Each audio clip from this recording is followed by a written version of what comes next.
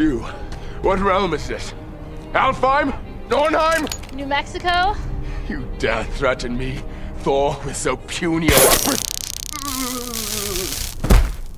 I figured a lot of critics might pan Marvel's new comic book movie Thor simply so they could say, it's Thorable.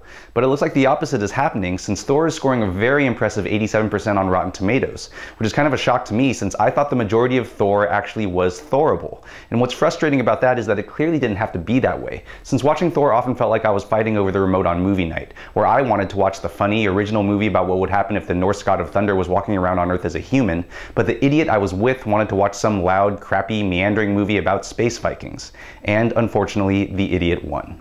The movie starts on the realm or planet of Asgard, where Thor, played by Australian Chris Hemsworth, is about to be made king by his father Odin, played by Anthony Hopkins. But when the Frost Giants, yes, that's what they're actually called, break the uneasy truce between them and the Asgardians with a sneak attack, Thor, who's kind of an arrogant jerk, launches an ill-advised raid that gets him banished to Earth in human form without his powers. Thor lands in New Mexico and is discovered by astrophysicist Jane Foster, played by Natalie Portman, her mentor, played by Stellan Skarsgård, and a wisecracking intern played by Kat Dennings. Meanwhile, Thor's mighty hammer, which he uses to fly and smash things, has landed in the desert several miles away where it's been discovered by S.H.I.E.L.D., the shadowy government agency we were introduced to in the Iron Man movies, who will eventually bring all the Marvel superheroes together after their individual movies for the Avengers mega movie. Here's where Thor's schizo divide starts. The thing is, I wasn't interested at all in the stuff about the goings-on in the CG world of Asgard, but the stuff about some beefcake hockey player looking dude walking around New Mexico claiming to be Thor and looking for his magic hammer was great and often really funny.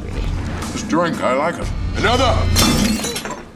The problem is that every time I start to get into the story of Jane and her crew trying to figure out who this weirdo is, what he has to do with the astronomical phenomena that occurred when he came to Earth, and how Thor will get his hammer back from S.H.I.E.L.D., the movie jumps back to Asgard, where things screech to a self-serious halt, and we have to hear about Thor's scheming and jealous brother Loki, the Frost Giants trying to get a magical blue plastic ice brick from the Asgardians, and the band of warriors, including an Asian one, trying to bring Thor back from exile using a magic science teleportation space needle. Personally, I would have preferred if most of the Asgard subplots, including why Thor came to Earth, had been done in flashbacks or abandoned completely, which not only would have improved the flow of Thor, but also vastly reduced the film's rumored $150 million budget. So Thor isn't totally Thorable, but about 60 or 70% of it is, because that's roughly the amount of time the movie spends dealing with all the Asgard stuff.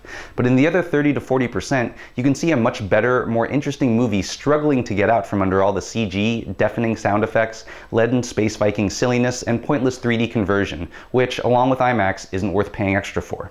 You can't say a movie is good if 60% of it doesn't work, so I gave Thor a low but proportional rating of 4.0 for the roughly 40% of the movie that did work. I'm Jonathan Kim for What the Flick.